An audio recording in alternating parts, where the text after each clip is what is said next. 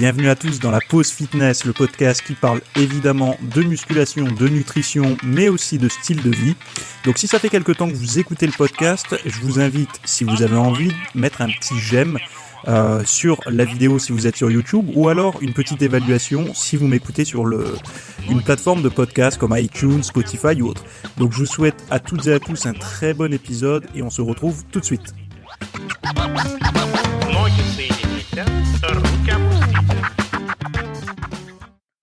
Salut à tous, j'espère que vous allez bien aujourd'hui. Aujourd'hui, nouveau podcast. Alors, pendant que j'enregistre, j'ai ma petite lampe de luminothérapie là qui m'éclaire le visage parce qu'il est un petit peu tôt ce matin quand j'enregistre. La maison est calme, donc j'en profite, j'enregistre de bonne heure. Alors, on va voir pas mal de petites choses aujourd'hui, un peu d'actualité, un petit peu de style de vie personnel. On m'a posé une question personnelle, donc je vais tenter d'y répondre au mieux. Et puis voilà, donc j'espère que votre week-end s'est bien passé. Je sais très bien qu'on rentre dans une période où beaucoup de personnes vont abandonner l'entraînement, vont abandonner les bons réflexes alimentaires. Pourquoi ? Parce que tout simplement, c'est la période de Noël, c'est la période où on va avoir une contrainte supplémentaire qui est d'organiser tout ça, de se mettre une pression. Oh là là, qu'est-ce qu'on va faire au Nouvel An ? Il faut pas qu'on soit tout seul, il faut vite qu'on se trouve quelqu'un pour passer la soirée, etc. Il y a aussi, voilà, comme je disais, aller chercher les cadeaux et tout ça. Donc forcément, ça va meubler un petit peu votre esprit, ça va meubler aussi vos temps libres. Et donc du coup, on va toujours placer l'entraînement et la nutrition en second plan pour beaucoup de personnes qui abandonnent. Donc, je sais que beaucoup de personnes ne vont pas suivre ça, mais pour la majeure partie des gens, et c'est vérifiable quand on regarde autour de nous, les gens vont abandonner et elles vont un petit peu déserter les salles de sport. Il n'y a qu'à voir la fréquentation des salles au mois de décembre et celle au mois de janvier. Bon, de toute façon, ce sont des choses qui vont être amenées à changer avec le temps, puisque petit à petit, je ne sais pas si vous vous rendez compte, mais on est en train d'ancrer de plus en plus de moments de fête, entre guillemets. Donc avant entre, on va dire, les anniversaires et Noël, il n'y avait pas trop d'événements où on devait faire chauffer la carte bleue. Maintenant, il y a le Black Friday. Donc le Black Friday, c'est quelque chose qui vous amène à... Enfin, avant, c'était une journée, maintenant, c'est une semaine à lâcher de l'argent. Donc, les personnes intelligentes se servent de ça pour faire les cadeaux de Noël. Comme ça, au moins, ça permet d'avoir un petit peu des réducs. Mais sinon, voilà, il y a ça. Et j'oublie, bien sûr, parce que, c'est pas trop mon truc, mais il y a les soldes aussi. Donc, ça fait plein de petits moments comme ça où la carte bleue chauffe, où l'esprit est en mode consommation. Donc, du coup, ça peut un petit peu désorienter et comment dire, changer le point de vue, c'est-à-dire qu'on n'est plus concentré sur sa propre progression, ses changements, etc., mais bel et bien sur la future acquisition, etc. Donc bref, c'est un constat, chacun est libre de faire ce qu'il veut, mais moi je pense qu'à terme, il y aura plus, on percevra de moins en moins les hausses et les baisses de fréquentation en salle de sport, ça va être de plus en plus linéaire, parce que en fait le but pour les stratégies, ceux qui vous vendent des trucs, en fait, c'est que vous soyez toujours un petit peu sous pression, c'est-à-dire d'attendre le nouveau truc pour acheter en permanence. Donc on peut pas voir les choses différemment que un petit peu de manière pessimiste, mais les optimistes comme moi sont comment dire, j'essaye en tout cas de m'extraire un petit peu de ça, et c'est quand même, je pense, important, et c'est là que quand on parle de méditation, de pleine conscience, de toutes ces choses-là, ça sert aussi à ça, d'essayer de faire quelques pas en arrière pour revoir un petit peu ses objectifs, parce que c'est vrai que à chaque fois qu'un événement comme ça arrive,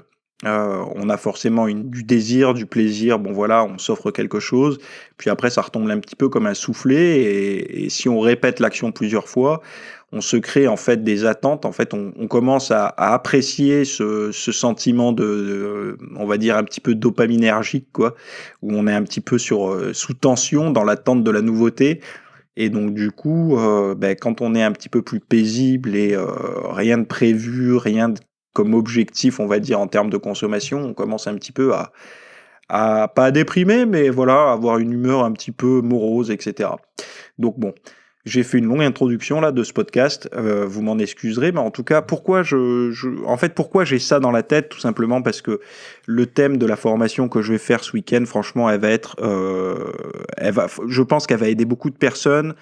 Je travaille pas mal dessus pour avoir vraiment une synthèse la plus, comment dire, la plus concise possible, la plus pratique possible sur justement les gens qui n'arrivent plus à s'y remettre, qui ont adopté un rythme de vie où il n'y a plus possibilité en fait de s'entraîner, de faire attention à leur bouffe et tout.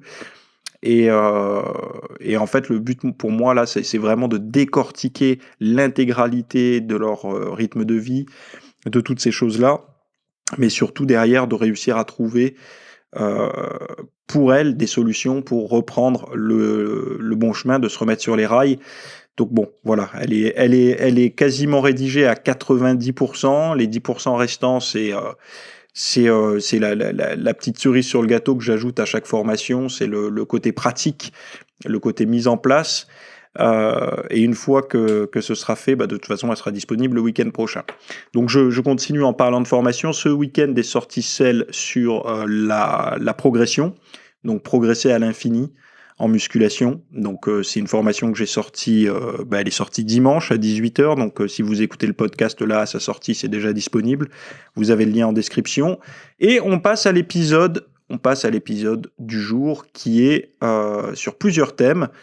Le petit thème d'actualité que j'ai remarqué, industrialisation, supermarché, le bio risque-t-il de perdre son âme? Donc j'ai noté, dans un article là, la progression des anciennes spécialisées en 2017 et 2018. Donc spécialisées, c'est quoi? C'est Biocoop, tous ces trucs-là. Donc entre 2017 et 2018, une hausse de plus 7,7%.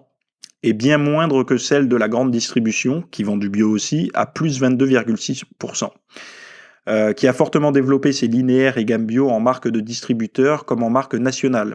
Après une polémique au printemps sur le chauffage des serres faisant craindre une industrialisation à marche forcée de l'agriculture bio au mépris de ses valeurs de respect des saisons et de la terre, suivie d'une deuxième polémique à la rentrée, cette fois sur les marges des produits frais en grande surface. L'agence bio, chargée d'accompagner le développement de l'alimentation bio en France, a mis les pieds dans le plat. Bon.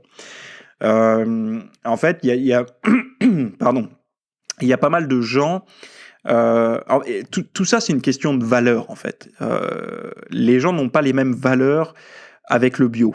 Il faut se mettre dans la tête qu'un industriel, quand il voit un nouveau marché, il voit comment il va pouvoir vendre plus que la concurrence, faire du profit finalement avec cette nouvelle tendance. La tendance actuelle qui est au bio, les valeurs de l'industriel, c'est pas de fournir un produit de meilleure qualité, de prendre soin de votre santé.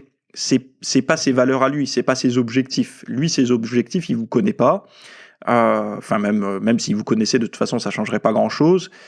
Son but, c'est comment ces chiffres peuvent augmenter grâce à l'arrivée du bio.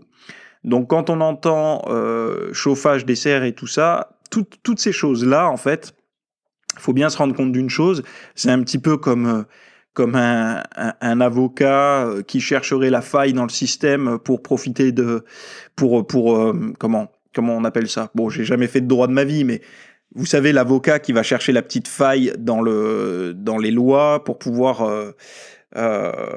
permettre à l'accusé de s'en sortir tranquille, indemne, etc. Donc c'est un petit peu la même chose là, c'est-à-dire que l'industriel va chercher dans le code, on va dire le règlement bio, ce qu'il peut pas faire, donc du coup il va faire en sorte de rester dans les clous, mais par contre toutes les zones un peu sombres, toutes les zones inexplorées, il va en profiter au maximum pour améliorer le rendement finalement, d'avoir le meilleur rendement au niveau de la production alimentaire bio. Qui dit meilleur rendement va dire les rayons vont être plus pleins, il va y avoir moins de pertes. Et surtout, enfin pas moins de pertes, pas forcément, mais il va y avoir surtout la possibilité de baisser les coûts parce qu'il y aura moins de rareté au niveau de ces produits. Et donc du coup, au niveau concurrence, eh ben, il va être bien placé parce qu'il va fournir plus régulièrement à des prix plus bas et ça va être profitable pour son chiffre d'affaires. Donc voilà, là on a vu la première valeur qui est la valeur financière, donc la valeur, les intérêts financiers, la progression, on va dire, de l'entreprise. Et après, d'un autre côté, on a des personnes qui ont des valeurs santé, qui ont des valeurs respect des aliments, etc., pour que ils poussent à telle saison, enfin voilà, tout ce respect-là. Donc du coup, ces personnes-là ne pourront jamais, jamais, jamais tomber d'accord, puisqu'à la base, les valeurs qu'elles ont ne sont pas les mêmes. Ça n'est pas possible.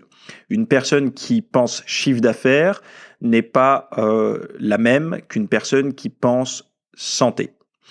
Il y a certains. Moi, je citerai pas de marques, de chaînes de bio, etc. Mais je me souviendrai alors c'était en 2000, on est en 2019, donc c'était en 2018, donc hiver 2018, il y a à peu près un an, puisque c'est à peu près en cette période d'ailleurs. Je suis allé chaque année avec un pote qui s'entraîne, qui est à fond nutrition et tout. On va chaque année au salon du bio. On va au salon du bio et on aime bien aller à un endroit où ils vendent, des boulangers vendent des pains un petit peu spéciaux. Alors il y en a des sans gluten, il y en a avec gluten, il y en a avec des farines un petit peu plus nobles, etc. Et donc il y en a un où c'est un petit cheat, un petit écart, on va dire, du salon. C'est un pain à base de... Alors je me rappelle plus le nom de ce pain, mais je crois qu'il y a des petits morceaux de figues ou d'abricots dedans. Enfin, c'est avec beaucoup de céréales et tout ça. Donc c'est pas un pain sans gluten, mais c'est un super pain au niveau du goût et tout.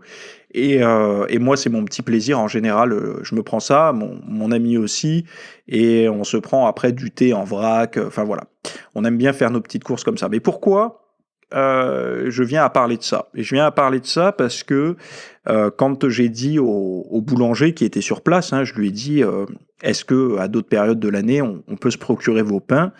Il m'a dit oui, oui, pas de problème, je livre telle enseigne.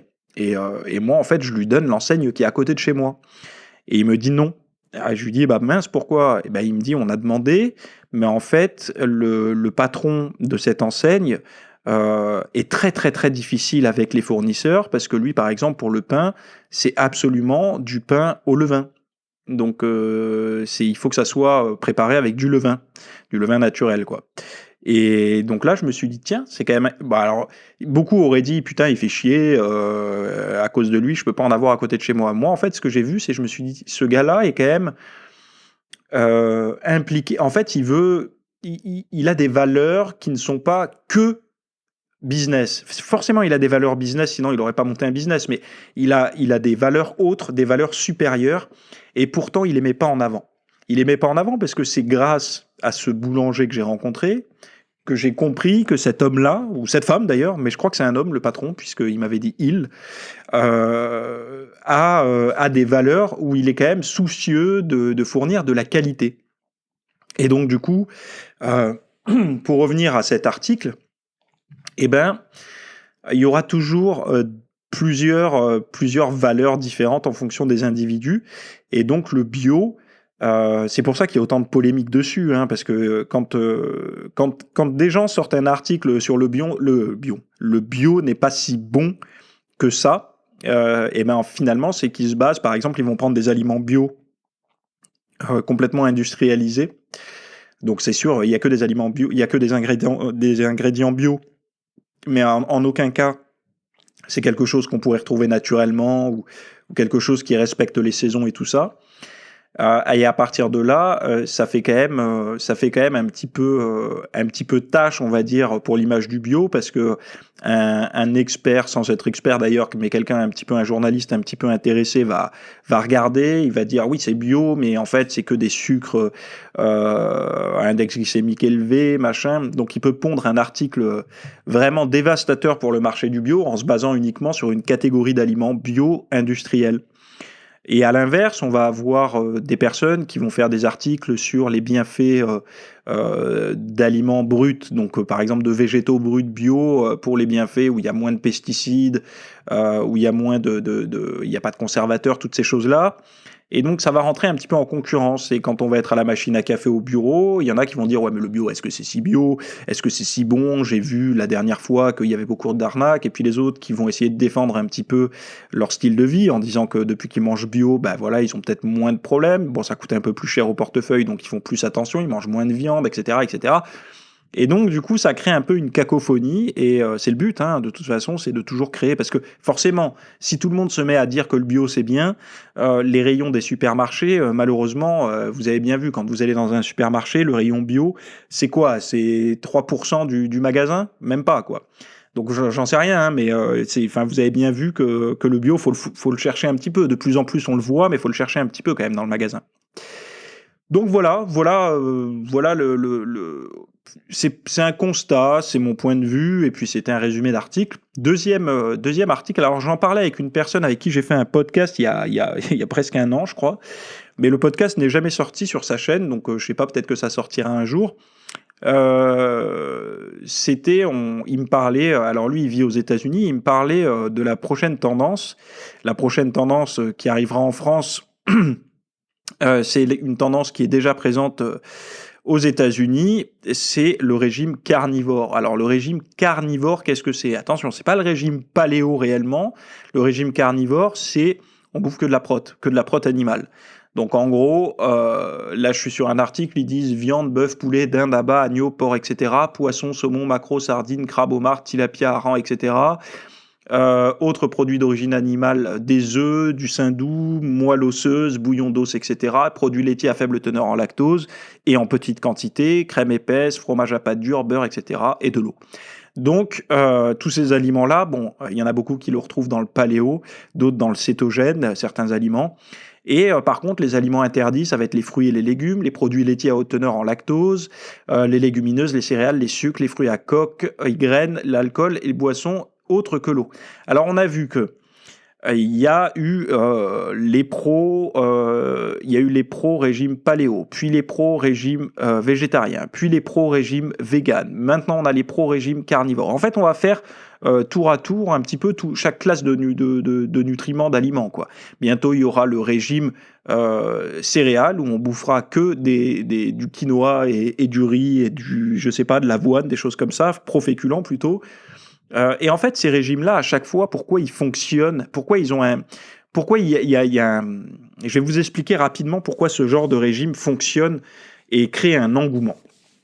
Quand vous éliminez, en fait, c'est plus, je vais pas dire des monodiètes parce que des monodiètes c'est le même aliment, mais quand vous éliminez un ou plusieurs nutriments de votre alimentation. Admettons, vous avez l'habitude de manger protéines, végétaux, graisses et glucides à chaque repas. Donc, par exemple, ça pourrait être un morceau de viande blanche avec un demi-avocat, avec une portion de brocoli et puis une petite portion de riz complet.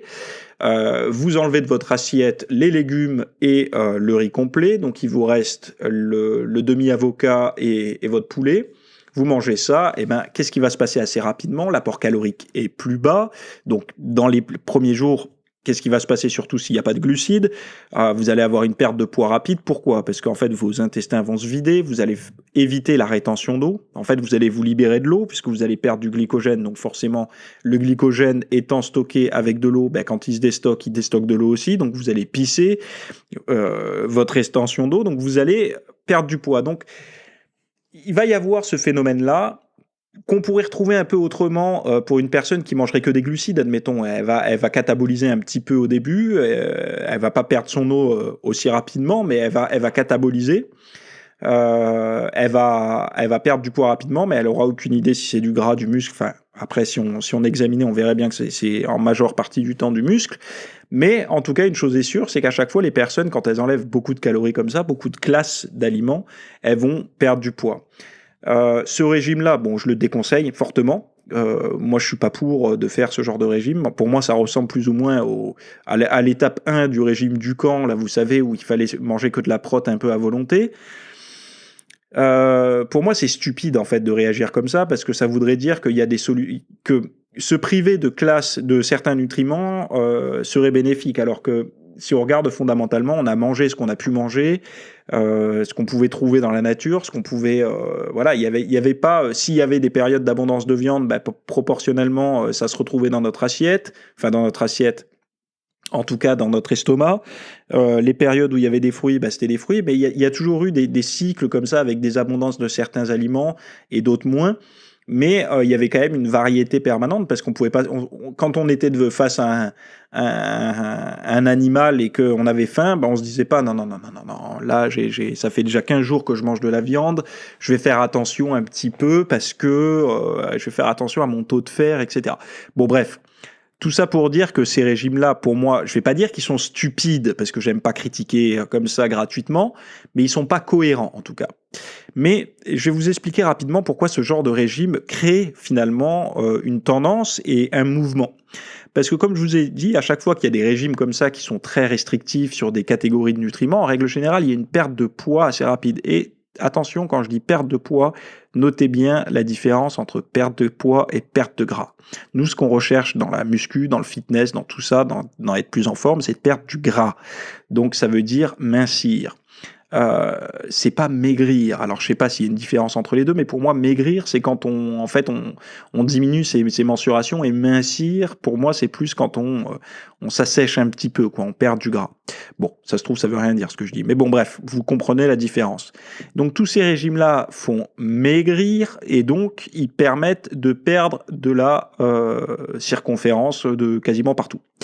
Et donc du coup, beaucoup de personnes, on le sait, ne suivent pas un régime à long terme, donc du coup perdent du poids rapidement, et même si elles reprennent derrière, elles gardent en tête que ce régime-là leur a permis de perdre 2-3 kilos. Il était difficile, mais ça a marché. Donc elles pensent avoir la recette, mais elles n'arrivent pas à le tenir. Et finalement, elles peuvent véhiculer une image positive de ce genre de régime auprès de leurs amis, parce qu'elles pensent avoir trouvé la méthode miracle qui permet de perdre très vite. Et voilà, que c'était si simple et qu'on le fait pas. Et tiens, pourquoi toi tu continues pas? Parce que tu sais, c'est compliqué, j'ai des enfants, j'ai des machins, j'ai des trucs, des bidules, des choses, des excuses, etc. Mais bon, dans leur tête, ils ont l'impression d'avoir compris comment on perdait du poids, et cette perte de poids est devenue impossible pour ces personnes, parce qu'elles ont quand même du mal, elles n'ont pas envie de se dire, mais toute ma vie, j'ai pas envie de manger que du saumon, du bœuf, du poulet et des œufs.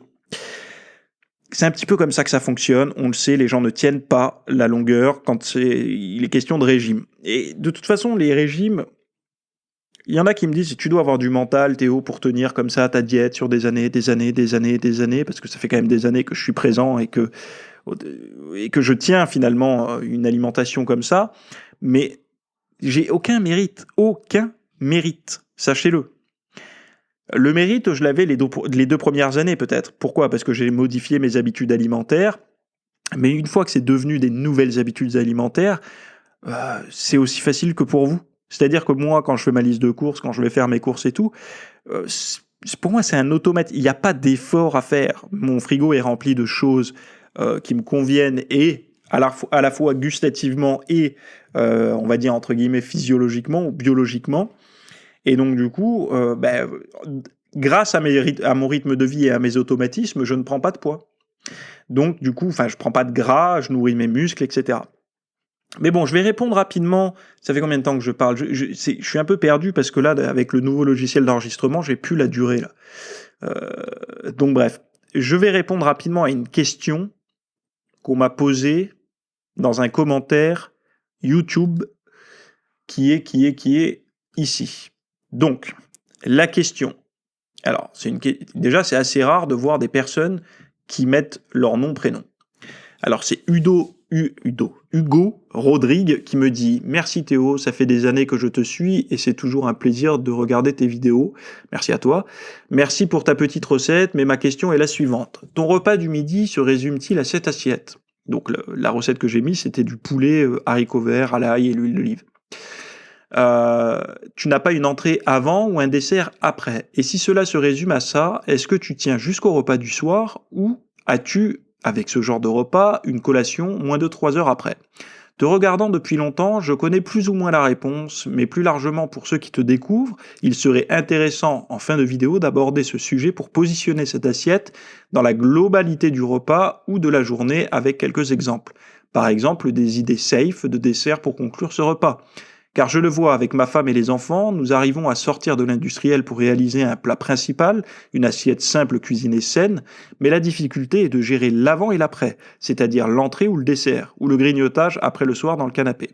Et je pense que c'est le cas de beaucoup. Merci à toi et continue comme tu es. Donc merci énormément Hugo, parce que déjà d'une, tu poses une question publique en commentaire, donc je trouve que c'est courageux, sous ton nom et ton prénom, mais surtout tu as l'empathie de te dire que tu connais déjà plus ou moins ma réponse, mais que tu penses que ma réponse pourra en aider d'autres, donc tu penses aux autres. Alors, évidemment, alors je vais commencer à répondre à ta question. Oui, moi je n'ai que cette assiette-là. Donc quand j'ai un petit déjeuner, j'ai une assiette. En fait, moi j'ai toujours une assiette. Il n'y a pas d'entrée, il n'y a pas de dessert. Je mange ça. Et j'ai mis du temps à arriver finalement à la diète que j'ai aujourd'hui, mais beaucoup de personnes me parlent de tu manges que ça, etc. Mais quand on parle en termes de valeur calorique, quand on ajoute les graisses, quand on ajoute tous les ingrédients qu'il y a dans une assiette, on se rend compte que parfois je suis à 700 calories, mais sans glucides pour une assiette. Donc grossièrement, des gens parfois avec des glucides sont à 500 calories sur une assiette. Donc déjà, c'est la première chose. Le que ça, il faut bien faire une différence entre le que ça visuellement et le que ça caloriquement. Je ne sais pas si on peut dire ça comme ça, mais la valeur énergétique, la densité énergétique de mon repas est quand même assez intéressant. Parce que surtout que ce sont des aliments bruts. C'est pas des calories vides, si on pourrait dire les choses comme ça. Calories vides, ça veut rien dire, mais calories vides veut dire que tu apportes une calorie qui potentiellement va te faire grossir, va t'apporter ou du sucre ou du gras de mauvaise qualité ou des acides aminés ou autres, mais que ton corps ne sait pas en faire grand-chose d'autre que du gras ou c'est tout, en fait. Donc du coup, pour te répondre, oui, je ne mange que ça. Toi, le premier pas que tu as fait, toi et ta petite famille, de passer au-delà de l'alimentation industrielle, c'est très bien. Après, au niveau des entrées et des desserts, l'entrée, il suffit juste... Parce qu'en fait, l'alimentation, c'est très visuel. C'est-à-dire que si je te mets une assiette avec des haricots verts, du poulet et une petite salade de tomates dans le coin de mon assiette, ça va pas être pareil pour toi que faire un saladier de tomates, oignons, salade avec un peu d'huile d'olive et de vinaigre balsamique, donc tu as ton entrée, et après manger tes haricots et ton poulet. Visuellement et dans le rythme de ton repas, ça va pas être la même chose, parce que tu auras l'impression d'avoir eu ton entrée, ton plat, il te manquera ton dessert peut-être, mais tu auras cette impression-là. Moi, je fais en sorte que mon repas tienne dans mon assiette. Côté pratique, je suis habitué comme ça depuis des années. Moi, ça m'ennuie un petit peu d'avoir l'entrée, puis j'attends, puis passer au plat, etc. Je mange comme ça et ça me convient très très bien. Au niveau du dessert, on va résumer les choses, on va prendre les choses à l'envers. Qu'est-ce qu'un dessert? Un yaourt, du fromage, un gâteau, un fruit. Qu'est-ce qu'il pourrait y avoir d'autre? Bon, c'est à peu près tout. Quelle est la catégorie d'aliments qu'on peut consommer dans ce que je viens de dire? Bon, les yaourts, produits laitiers, on évite. Enfin, c'est pas forcément compatible avec la nutrition, on va dire muscu. On va rajouter des protéines. Ça va être un petit peu. Bah voilà, si on a eu sa dose de protéines sur le plat principal, ça sert un peu à rien. Puis le yaourt, bon, c'est pas très protéiné. On aurait possiblement le fromage blanc. Donc une personne qui n'a pas trop de protéines sur son repas, pourquoi pas un peu de fromage blanc? Ça peut se gérer. Mais après, on y met quoi dans le fromage blanc? Parce que le fromage blanc comme ça, c'est un peu fade. Donc il y a des personnes qui vont y mettre du miel, donc ça va rajouter du sucre. D'autres qui vont mettre des fruits, donc ça va rajouter du sucre aussi. Bon, il y a là une petite technique que je vous donne ici, pour ceux qui en consomment, vous pouvez mettre un peu de cannelle, ce qui va alléger un petit peu la glycémie, c'est-à-dire que ça va un petit peu aider à une glycémie stable post-repas. Enfin, stable, c'est impossible d'avoir une glycémie stable post-repas, mais on va dire que ça va aider à maintenir quelque chose d'un peu plus cohérent, même si c'est infime. Et voilà. Après, le fromage, après un repas, moi, je suis pas forcément fan. Pourquoi pas un petit morceau de fromage au petit-déj, pas tout le temps, de temps en temps. Bon, ok. Moi, je suis dans les produits laitiers, à part le fromage, je consomme rien. Je vous le dis honnêtement. Je trouve pas que le fromage soit quelque chose de super intéressant au niveau santé, etc. C'est hyper acidifiant et c'est surtout hyper salé. Bref, on peut s'en faire un petit peu pour se faire plaisir de temps en temps. Donc on évite le fromage, on évite les yaourts, les desserts sucrés, j'en parle pas. Et le fruit après un repas, quand tu manges un fruit, en général, ça se passe un peu mal, hein. Pour certaines personnes, au niveau de l'estomac, ça ballonne un peu, c'est pas super agréable. Et puis si on a encore faim pour un fruit, autant manger plus de légumes. Donc en fait, ce qu'il faut faire, euh, on n'est pas obligé de manger un dessert. En fait, le dessert c'est des habitudes de vie, mais on n'est pas obligé de le consommer. Les enfants, c'est autre chose. Les enfants, ils ont besoin de se développer. S'ils ont encore faim, parce qu'il faut voir ce qu'ils réclament comme dessert, les enfants. S'ils disent papa, maman, je peux me lever de table et aller chercher mon dessert, et qu'ils ouvrent le frigo et que dans le frigo il y a des danettes, il y a, je sais pas, tout un tas de conneries comme ça, bien sucrées, faites l'essai de ne pas acheter tout ça et de mettre dans votre frigo, je sais pas moi, des fruits, des petits fruits, des framboises, des myrtilles, peut-être même des noix, des choses comme ça. Et puis, quand il se lève et qu'il veut, même vous pouvez mettre par exemple un fromage blanc nature, quand il se lève pour aller chercher son dessert, eh ben voilà, il est face à ça et vous allez voir si vraiment c'est la faim ou si c'est la gourmandise. Je suis pas là pour dire que les enfants, il faut pas leur donner de trucs sucrés et tout ça. Ça me regarde pas. C'est pas ma responsabilité d'éduquer les enfants des Français. Moi, je peux vous donner juste mon retour d'expérience par rapport à quand j'étais petit. Il y avait jamais de danettes et de trucs comme ça dans le frigo. Et le dessert, c'était un morceau de fromage ou un produit laitier de type un yaourt nature. Voilà. Et en règle générale, j'en prenais pas parce que je préférais me resservir sur les plats principaux, on va dire le plat principal, donc viande, féculents et légumes, que manger des desserts. Mais bon, je peux comprendre, voilà, c'est comme le petit goûter à 16h pour les enfants, c'est assez compliqué, c'est pas mon combat. Je pense que ça, c'est le combat des parents, d'essayer de se renseigner là-dessus et de faire le boulot, mais moi je parle plutôt des adultes. Les adultes ne sont plus des enfants, et il faut voir une chose, c'est qu'à partir du moment où le dessert est aussi sain que le plat du jour, vous allez voir que vous en aurez beaucoup moins envie parce que il n'y a pas cette attirance. Après, je vais répondre rapidement à ta dernière petite question, le grignotage après le soir dans le canapé. Alors moi, je pars du principe que à peu près 3 carrés de chocolat noir par jour, ça passe. Donc, comment on peut répartir ça ? Eh ben, on peut en prendre un au midi, et puis 2 le soir, par exemple, devant la télé, on se fait fondre un bon carré de chocolat noir à 90% ou 95%. On se le fait fondre sur la langue, là, un peu amer comme ça, c'est super bon. Enfin, moi, j'adore. Ça va pas détruire votre physique. C'est plutôt intéressant. C'est assez riche en polyphénol. Prenez le bio pour le coup et essayez de le prendre supérieur à 70-75% de préférence. Allez-y progressivement si vous aimez pas quand c'est trop amer.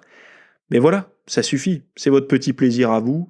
Alors pas le chocolat au lait et tout ça, mais voilà. Moi, c'est comme ça que je fonctionne. Je vais pas vous dire rien. Vous prenez rien, vous terminez votre salade et vous vous foutez devant le canapé devant la télé avec votre tisane et vous combattez la faim. Normalement, comme je vous dis, si vous avez très faim le soir, c'est très fréquent que vous ayez eu un petit déjeuner trop peu copieux, un repas du midi sur le pouce, et du coup, les calories, enfin l'énergie et la vitalité qui vous manquent, votre organisme cherche à le puiser, vous le demande finalement, et vous le demande au moment où vous êtes peinard, et les moments où vous êtes peinard, c'est le soir. Donc, il faut un petit peu revoir ça. Moi, personnellement, comme je vous disais, j'ai un très gros petit déjeuner, très gros. Je peux pas dire très gros, mais en termes de densité nutritionnelle, il est assez riche. C'est-à-dire que visuellement dans l'assiette, il est assez pauvre, mais la densité, la dernière fois j'ai publié, j'avais 3 tranches de pain de sarrasin pré-tranché là que je vais chercher à mon magasin bio.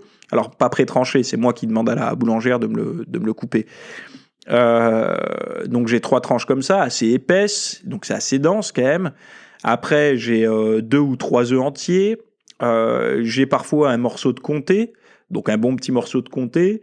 Je vais avoir une salade d'endives avec des graines de lin, de l'huile d'olive et du vinaigre.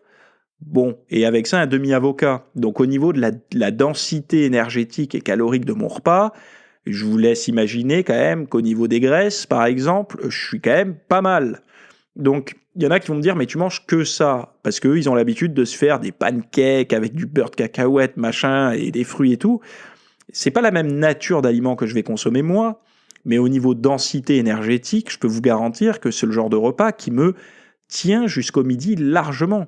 Et pareil pour le repas du midi, la densité calorique, la densité énergétique est peut-être visuellement faible quand on regarde comme ça, mais réellement, mon corps s'en sort très bien. Et comme je vous dis, je m'entraîne aussi dans l'après-midi. Forcément, je prends une collation après l'entraînement, donc j'en prends pas avant par contre, hein, ça c'est important. Je mange le midi et je m'entraîne. Alors parfois, des fois, en ce moment, je m'entraîne le matin, mais quand je m'entraîne l'après-midi, j'ai rien dans le ventre quand je m'entraîne. Le dernier repas, c'est le repas du midi et je fais pas d'hypoglycémie ni rien. Donc, c'est. Alors forcément, moi j'ai la chance de ne pas regarder les conneries sur YouTube. Donc je me laisse pas influencer et puis il en faudrait quand même, il faudrait s'accrocher pour m'influencer parce que même des personnes que j'admirais un petit peu quand j'ai démarré, je me mets à me rendre compte qu'il y a beaucoup de bullshit dans leur discours, mais bon bref. Comme je vous disais, j'ai la chance de ne pas être influencé. Donc du coup, si vous voulez, moi je sais me regarder dans le miroir et de me dire, ok, attends. Quand quelqu'un affirme un truc, c'est très bien. Regarde le chemin que toi t'as fait jusqu'à aujourd'hui, le physique que t'as réussi à avoir. Bon, t'es pas le meilleur, loin de là, mais bon, t'as quand même fait tes preuves. Donc je me le dis honnêtement, j'ai fait mes preuves et j'ai cessé de me remettre en question. Au bout d'un moment, quand vous avez trouvé quelque chose qui vous convient, quelque chose qui a aidé des dizaines et des dizaines et des dizaines de personnes, voilà, il y a plus à se remettre en question, quoi. Hein. On peut, au lieu de se remettre en question, travailler sur ce qu'on sait déjà, essayer de progresser encore, mais arrêter de faire le yo-yo entre des croyances et des autres. Et forcément, quand on suit en permanence des personnes sur Internet, il faut savoir une chose, c'est qu'elles ont toujours un discours différent. Elles sont, comme je disais tout à l'heure avec l'histoire du bio, c'est une question de valeurs. Les valeurs ne sont pas les mêmes.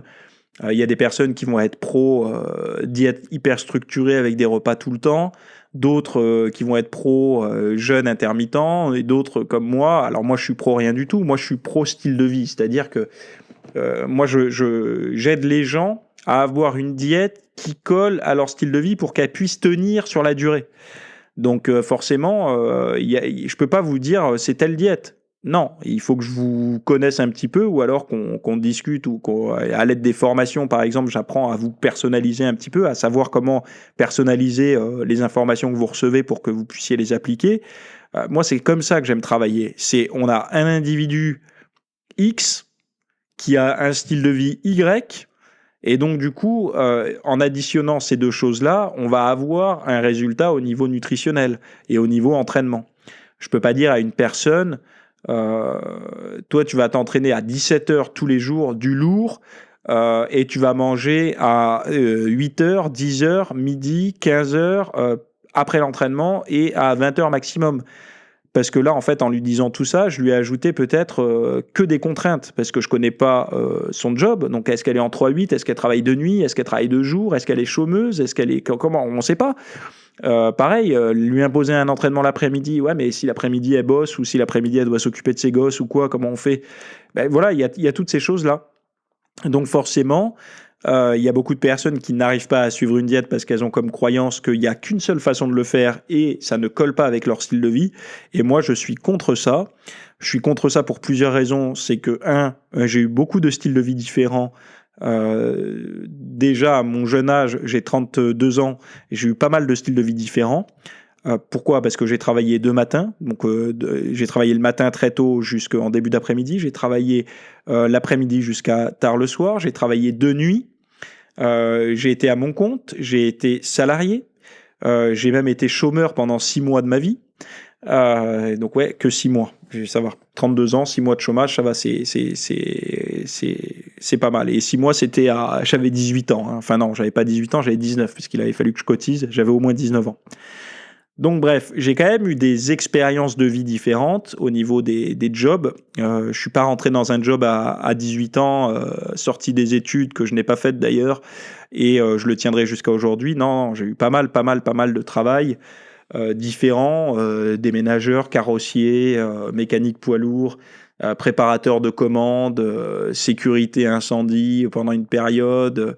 J'ai fait tout un tas de jobs et j'en oublie. J'ai même travaillé dans un magasin de fourniture de chantier, tout ça. Vous savez, les parpaings, toutes ces choses, le ciment, le sable et tout. Donc j'ai eu pas mal de jobs différents. Donc je sais un petit peu que on peut avoir des styles de vie différents et donc potentiellement il faut s'adapter. Et je pense que la chance que j'ai eue moi personnellement, c'est que euh, j'ai en fait j'ai une capacité personnellement, j'ai beaucoup de défauts, j'ai énormément de défauts, je vous le dis honnêtement, mais mes proches le savent. J'ai beaucoup de défauts, mais il y a une chose où je suis droit dans mes bottes, où je suis compétent, c'est la nutrition, c'est l'entraînement, c'est le style de vie pour être en forme. Et donc, en permanence, quand je rencontrais une problématique, quand je rencontrais un obstacle, je cherchais une solution pour soit le contourner, soit m'en servir pour perfectionner quelque chose dans mon style de vie. Et je peux vous garantir encore une fois, je le répète, que j'ai beaucoup de défauts, mais que sur le sujet de la nutrition, de la perte de poids, de la prise de masse musculaire, etc., je connais mon domaine. Donc, voilà, c'est important de le préciser. Et pourquoi je le précise? Parce que, ben voilà, on pourrait se demander, il y a des gens qui m'écoutent, ils savent pas qui je suis réellement, ils m'écoutent un petit peu comme ça la semaine, parce que ça les divertit, ça leur apprend un petit peu. Mais sachez une chose, c'est que le moteur de tout ça, c'est une forme de passion et d'intérêt mélangé qui ont fait de mon quotidien quelque chose que je maîtrise dans ces domaines-là. Et c'est pour ça que je précise, encore une fois, que j'ai plein de défauts et tout, parce que je me mets pas du tout dans la catégorie des influenceurs l'influenceur, vous savez, c'est cet animal qui a une vie merveilleuse, qui respire le bonheur, qui a une réussite professionnelle, sentimentale, amicale, sportive, nutritionnelle, à tous les points de vue, qui est au top. C'est une personne qui ne connaît pas de creux de vague, et quand il connaît des creux de vague, c'est des creux de vague corrects, vous savez, des creux de vague qui les font passer un petit peu pour des héros, etc. Et moi, je ne me reconnais pas du tout là-dedans. Moi, je me reconnais dans les gens du quotidien qui se réveillent le matin, parfois, qui ont la tête à l'envers, qui n'ont pas envie de passer la journée, et par des efforts, vont faire en sorte que la journée se passe et de se convaincre que le lendemain sera beaucoup mieux. Et puis, effectivement, c'est le cas régulièrement. Le lendemain est mieux, mais il y a des jours où c'est des creux de vague, et quand c'est des creux de vague, il faut savoir avoir les bonnes armes pour surmonter cette journée-là. Donc il faut avoir des bons réflexes alimentaires, il faut avoir des bons réflexes au niveau de la prise de recul pour réussir à faire ses entraînements, pour réussir à respirer un petit peu, pour dédramatiser certaines situations. Personne n'est parfait, et je vous garantis que chercher la perfection et se réveiller tous les matins avec vraiment une simplicité à accomplir toutes les tâches de la journée, c'est impossible, improbable. Et puis même, ça enlève toute la sève en fait des moments de plaisir, parce que si tous les matins c'est Noël, au bout d'un moment on se satisfait de ça, et ça revient à ce que je disais au tout début avec les histoires de multiplication des événements comme les soldes, les Black Friday, les promos, les machins. C'est qu'on enlève la sève du bonheur des petits moments rares. Et les moments rares comme ça, en fait, faut que ça soit des courbes. Faut qu'il y ait des moments où on est vraiment en extase, et des moments où c'est un petit peu plat. Pourquoi? Parce que ça nous permet d'apprécier justement les moments d'extase.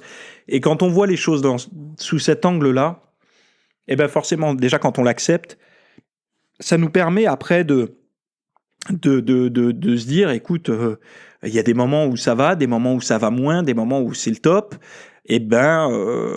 Moi, j'ai pas envie de m'entraîner que quand c'est le top, donc comment je fais? Et là, on trouve des solutions. Et moi, ça a été mon travail tout le temps, depuis toujours, parce que je vous ai jamais vendu du rêve à ce niveau-là. Je pense que je suis assez droit dans mes bottes de ce côté-là. Je vous ai jamais vendu du rêve en vous disant que j'avais la solution à tous vos problèmes. Non, moi, j'essaye de trouver des outils pour vivre avec son propre style de vie.